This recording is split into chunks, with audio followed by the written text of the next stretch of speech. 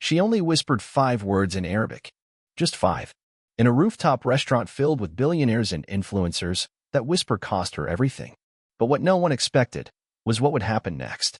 A young waitress answered a call in Arabic in front of a billionaire and was fired immediately. Before we go further, please ensure to like, share, and subscribe for more interesting stories like this one. The elevator doors opened with a gentle chime, revealing a hallway bathed in soft amber light. Lina stepped out, her shoes clicking quietly against the marble floor as she clutched the strap of her small black purse. It was her first day at SkyPoint Rooftop, the most exclusive restaurant in Manhattan. She had Googled it countless times, memorized the menu, studied the dress code. But nothing online could have prepared her for how it felt in person. The main dining area opened up before her like a scene from a dream. Floor-to-ceiling windows framed the skyline in glowing twilight. Tables were set with pristine white linens, the silverware aligned like soldiers, the wine glasses standing tall and thin like crystal towers. Gold trim shimmered on plates and napkin rings, catching the light like jewelry. Soft jazz floated through the air, blending with the distant hum of the city far below. She exhaled slowly.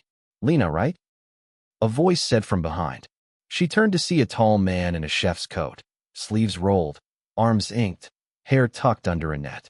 His expression was kind, but his eyes sharp. "I'm Andre, head chef. You'll be working with table service, not the kitchen, but we'll see each other often. You ready?"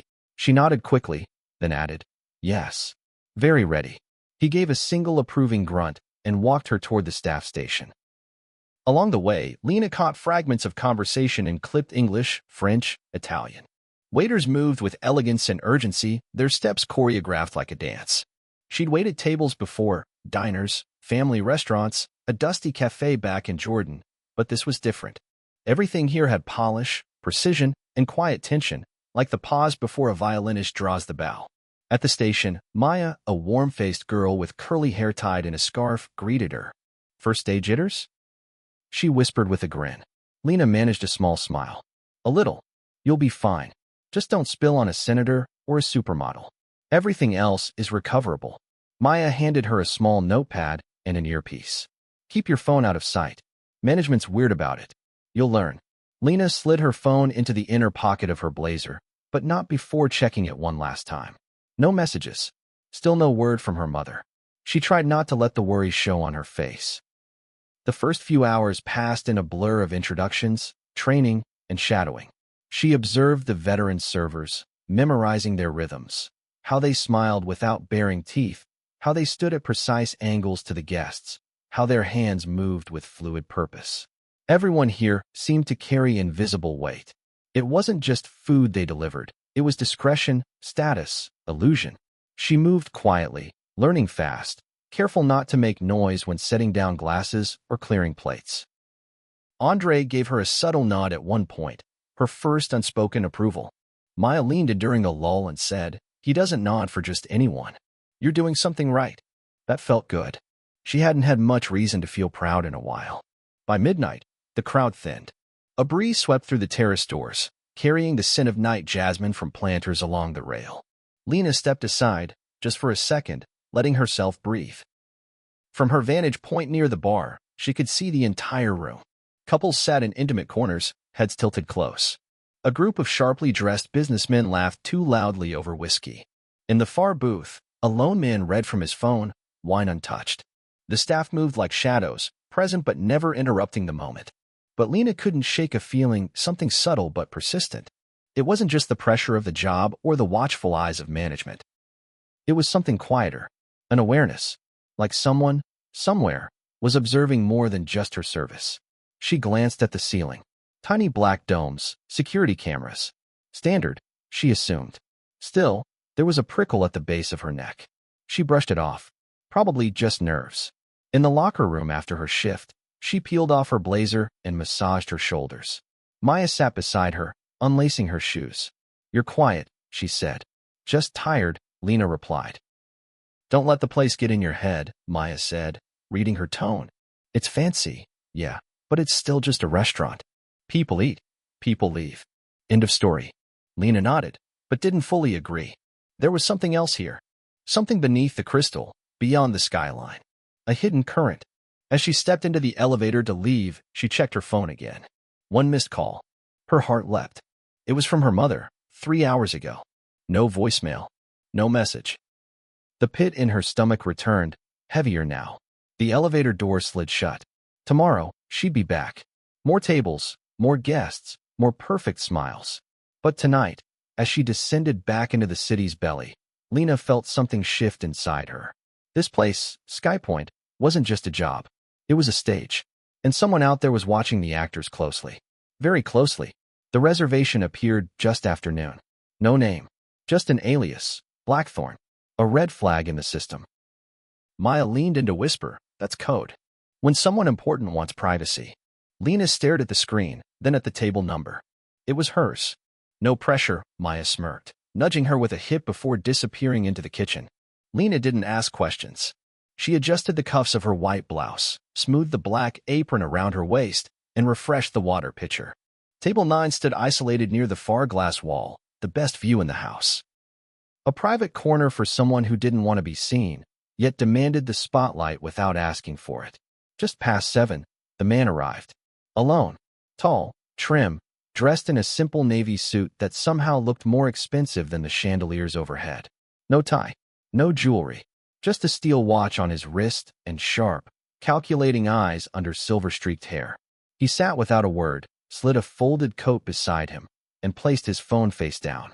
Lina approached calmly, menu in hand. "Good evening," she said with a soft smile. "Welcome to SkyPoint. May I start you with still or sparkling water?" His eyes met hers briefly, cool, unreadable, then drifted down to the phone she held in her other hand. Tucked discreetly into her apron, worn at the edges, its screen was cracked at the corner. She shifted, hiding it with the tray. "Still," he replied. His voice was smooth, low, like a man used to being heard. She poured without a drop out of place. He didn't glance at the menu. "I'll have the sea bass," he said, closing the leather-bound folder and sliding it aside. Lina jotted it down, then paused. "Would you like a wine pairing with that, or something specific?" He studied her. Not her words. Her face. The accent she tried to conceal. The way her fingers trembled just slightly as she wrote. "Where are you from?" he asked. There it was. The question. Always inevitable. Usually delivered with vague politeness or thinly veiled curiosity. But his tone wasn't casual. It was searching. She lifted her eyes, careful not to betray discomfort. "Here now." But originally. "Syria." His gaze didn't change. No smile. No nod. Just a small silence between them. Lina cleared her throat. "I'll place your order." She turned, but his voice stopped her. "You've been in this country long?" She hesitated. "A little under a year." Again, he didn't respond. Just observed, as if noting a detail no one else saw. Lina stepped away, unsure why the air had thickened. In the kitchen, she handed off the ticket. Andre glanced at the name, raised an eyebrow. "Table 9, he asked. She nodded. "You get all the interesting ones." Lina busied herself with filling glasses, folding napkins, anything to steady her thoughts. There was something about that man. Not rude. Not threatening. Just still. Like he was constantly listening for something beneath the noise. Back at the table, she returned with the wine. As she poured, the man's phone vibrated once. He didn't touch it. Instead, he looked at hers, the cracked screen now partially exposed again. "Is it broken?" he asked, voice low. "Yes," she replied. "It works. Just old." He nodded slowly. Then, as if testing her, "Someone important still calls you on it?" The question slipped through her like a cold wind. "My mother," she said softly. A flicker, so brief she almost missed it, crossed his face. Not quite surprise. Not sympathy.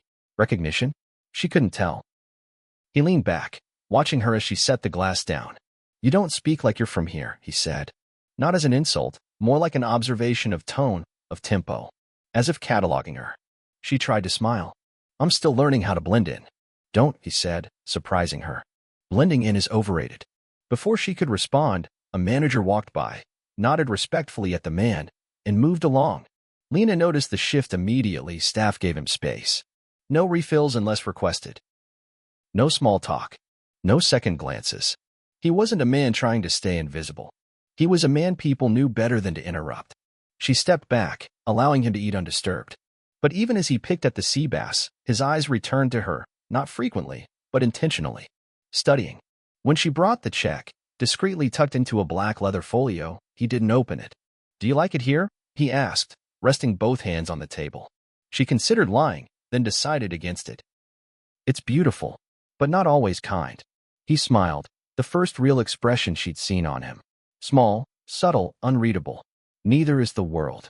He signed the bill, stood, and buttoned his jacket. "Thank you, Lina." She stiffened. She hadn't told him her name. He walked away before she could ask. As he exited the rooftop, Maya hurried over. "Do you know who that was?" Lina shook her head slowly. "That's Richard Voss," Maya whispered, eyes wide. "That's the Richard Voss. Tech tycoon. Owns stakes in half the city. People say he bankrolls presidents in 3 countries. He's never come here before. Ever." Lina turned back toward the now empty table. Her hands felt cold. Her heart, unsure. He had known her name, had stared like he saw a ghost, and had left her with more questions than answers. She checked her phone. Still no messages. But her mind wasn't on her mother now. It was on the billionaire who had looked at her not like a waitress, but like a memory. The change was immediate. By the next shift, the staff room buzzed with a different kind of energy. Quiet glances. Half-finished sentences. Uneasy laughter that died too quickly. Someone had seen him again, Richard Voss. Not just dining, this time. Speaking. Directly. To the owner. That alone was enough to set the kitchen aflame with whispers. Why would Voss talk to him? "He doesn't talk to anyone," one waiter murmured near the lockers. "He's buying in," another replied. "Or buying it all."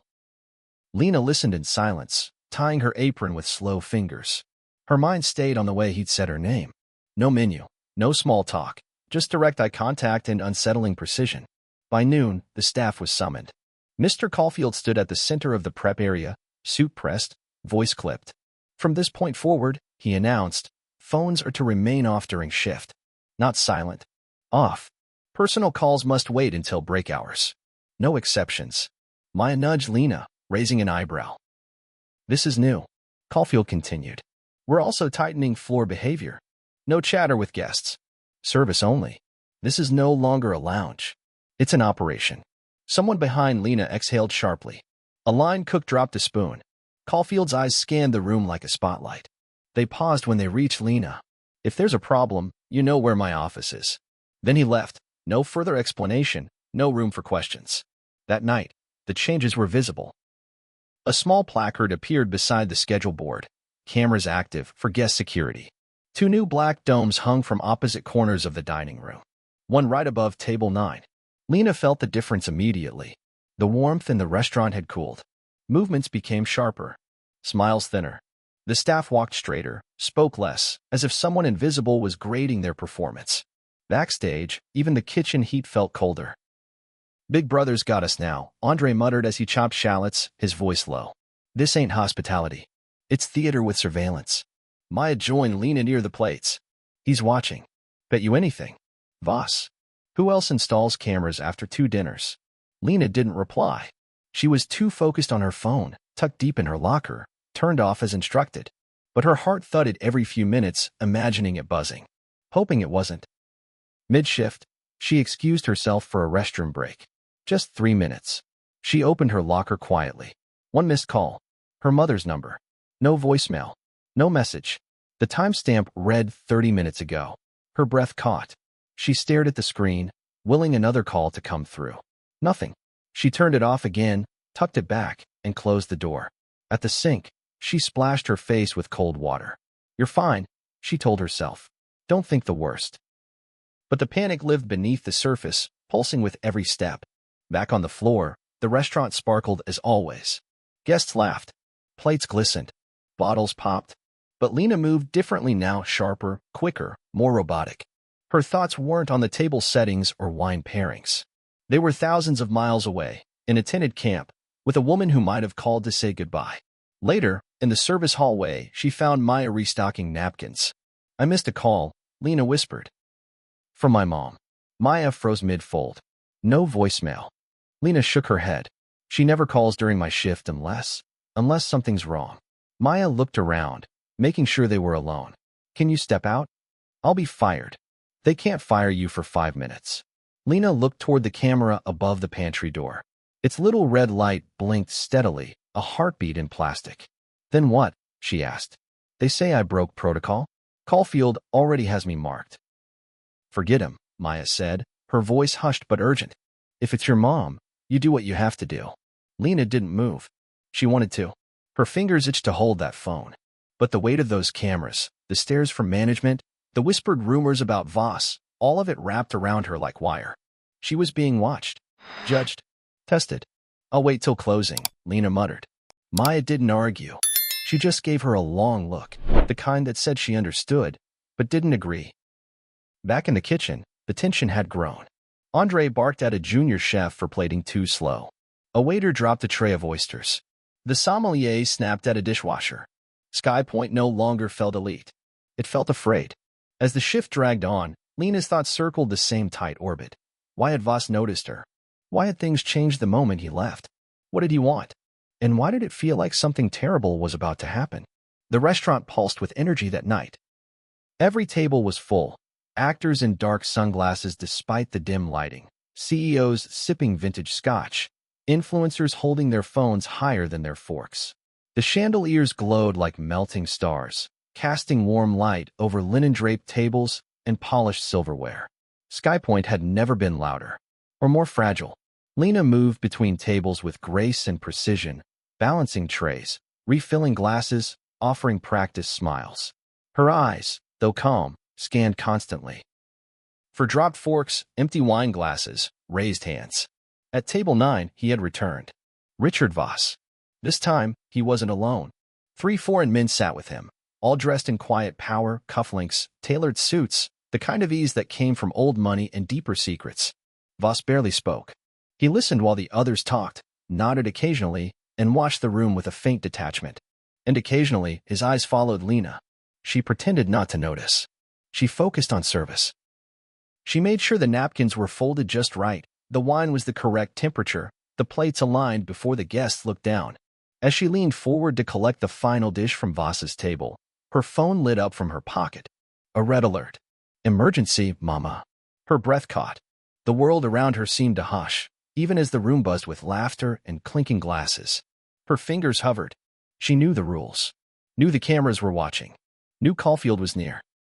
But something deeper, instinct, fear took over. She stepped back, turned slightly, and whispered into the phone. Mama, any bike hair? Mama, are you okay? Just a few words. Her voice low, full of worry. Then, Lina. Mr. Caulfield's voice pierced the air like a whip. Loud. Sharp. Heads turned. She froze. Voss raised his eyes slowly from the table, gaze steady and unreadable. Caulfield was already marching toward her. What did I say about phones? She opened her mouth, but he didn't wait. He reached for the phone, snatched it from her hand, and turned to the watching crowd. You're done here. Just like that. No warning. No room for an explanation. The table of dignitaries fell silent. One of them raised an eyebrow. A couple in the next booth exchanged glances. Someone near the bar whispered, Did she just get fired? Lina stood motionless, face burning, heart hammering. Her voice, her language, her mother, treated like contraband. Caulfield didn't say another word. He nodded to a hostess, who gently touched Lina's elbow and guided her toward the back. She didn't resist. There was no point. She'd seen this before, not in fine restaurants, but in airports, offices, schools. The quiet punishment for not being invisible. As she passed the edge of the dining room, she turned once. Voss was watching her. Not with shock. Not with confusion. With something else. Still. Focused. She looked away. And just like that, she was gone. Escorted out, silenced, erased in front of 100 strangers, a tray of empty plates, and the man who had spoken her name once and said nothing now.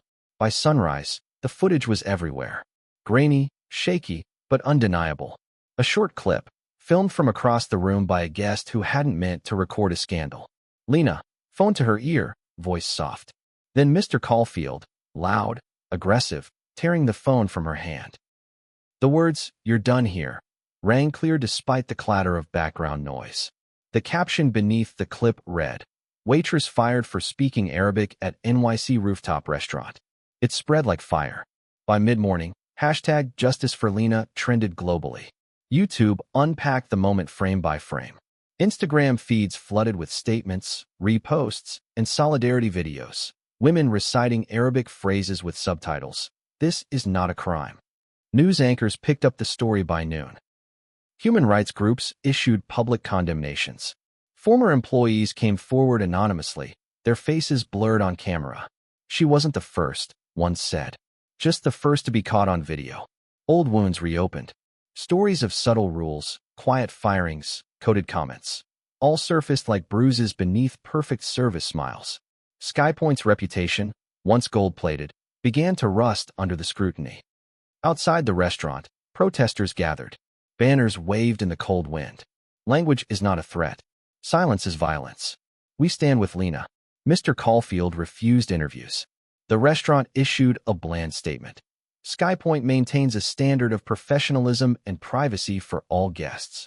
Internal matters are being reviewed. But no apology came. Richard Voss said nothing. His name trended anyway. Reporters camped outside his corporate office, chased staff for quotes, scanned press releases for clues. His team offered a single comment, vague, calculated. Mr. Voss values discretion and professionalism in high-end environments. He supports all people of integrity. It satisfied no one. Boycotts began the next day. Reservations canceled in droves. Food suppliers pulled contracts. Investors withdrew without warning. SkyPoint's polished facade began to crumble. Then, the real fire came. Just past midnight, flames tore through the back wing of the restaurant. Smoke billowed into the sky. By the time firefighters arrived, half the rooftop had collapsed. No injuries. The place had been empty. But the damage was real. Arson was suspected. Investigators found no signs of electrical failure. The newly installed cameras? Offline during the incident. No backups. No suspects. No explanation. Only questions. Lina woke to headlines. SkyPoint burns after viral incident. Her phone buzzed nonstop. Journalists, advocates, strangers. When the cameras found her, she stood at the edge of the crowd. No makeup. No lawyer. No script. I only wanted to check on my mother, she said simply. The crowd around her grew quiet. There was no rehearsed drama in her voice. No fire in her tone. Just a steady truth that cut deeper than outrage. She didn't need to say more. She had already said enough. Not in protest, but in a language that carried her heart across continents. And this time, the world listened. The world no longer ignored her name. Lina received emails from law firms, nonprofits, universities. Job offers arrived daily, some too generous to be real. Scholarships with her name printed in bold. Editors asked her to write. Politicians asked her to speak. Everyone wanted a piece of the girl who had whispered to her mother in Arabic and lost everything in a flash of injustice. Only to rise from the ashes of a rooftop fire. She turned down most of it. Fame, she had learned, came with its own kind of silence. In one quiet interview, seated under soft lights in a studio filled with warmth, a journalist asked, "Why do you think Voss didn't say anything that night?" He watched it happen. You saw him. Lina's eyes didn't shift. Maybe, she said slowly, he saw something in me he didn't want others to see. She left it there. The interviewer blinked. Pressed no further. Later that week, Maya found her on a park bench near the East River. No cameras. No crowd.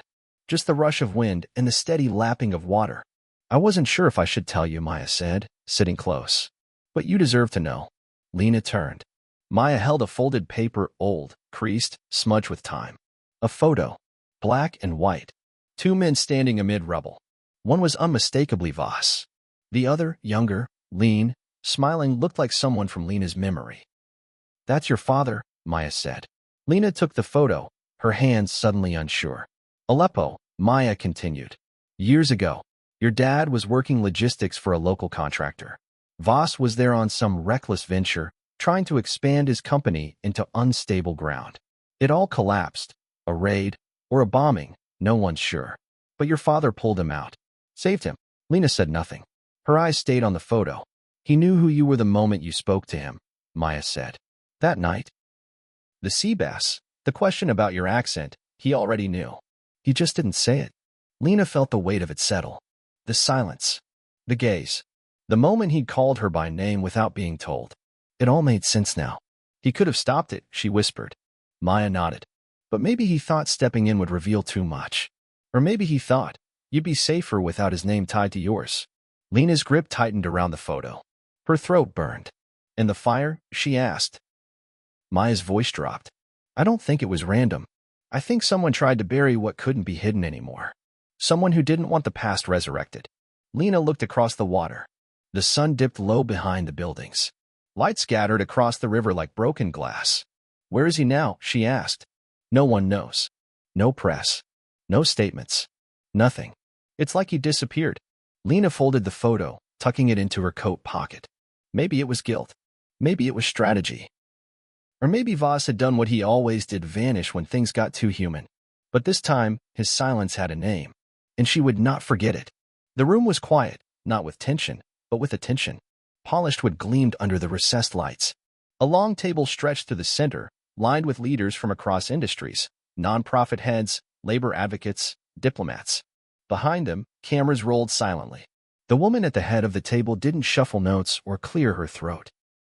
She simply sat, upright, calm, composed. Lina, no longer in uniform. No apron. No tucked phone. Her blazer was charcoal gray, fitted and simple. A single silver pin rested on her lapel, the symbol of the global nonprofit she now represented. Her hair was pulled back, her expression serene, but her voice carried weight.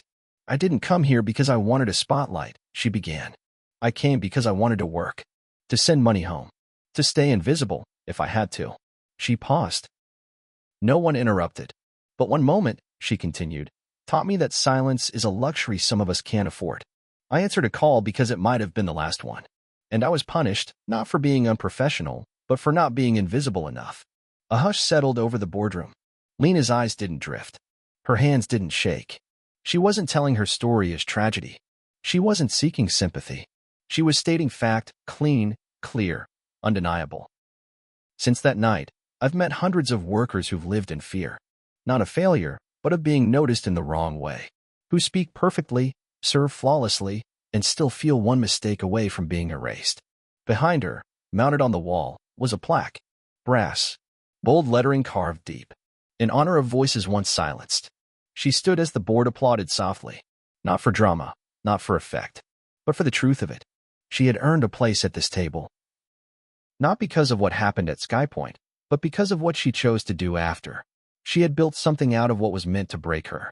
The cameras caught every frame. Later, in a darkened room somewhere far from the city, another screen glowed. A silent clip played. A man walking along an empty beach, waves folding over his footsteps. Richard Voss. No entourage. No phone. No coat. Just a faded photograph held gently in one hand. A black and white image of a man in dusty clothes standing next to a little girl with wide eyes. He looked out over the water, the sky turning gold behind him. The wind caught the corners of the photo, but he didn't let go. No words. No expression. Just a long stare at the horizon. He had vanished from headlines. Slipped past interviews, ignored subpoenas. But here, in this quiet, he stood alone with memory. The camera lingered, then faded to black. If this story moved you, make your voice count. Like, share, and subscribe for more powerful, real-life inspired stories that deserve to be heard. Drop a comment below. Where are you watching from, and what would you have done in Lina's shoes? We read every word. And remember, sometimes the quietest voices carry the loudest truths.